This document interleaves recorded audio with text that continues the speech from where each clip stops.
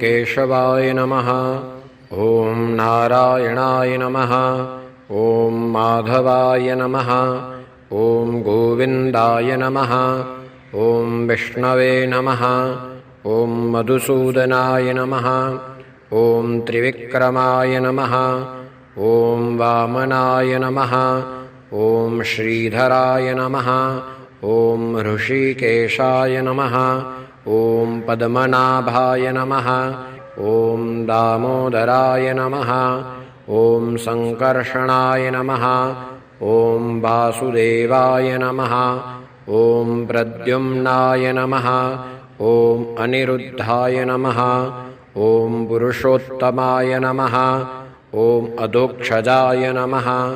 ॐ नारसिंहाय नमः। ॐ अच्युताय नमः। ॐ जनार्दनाय नमः।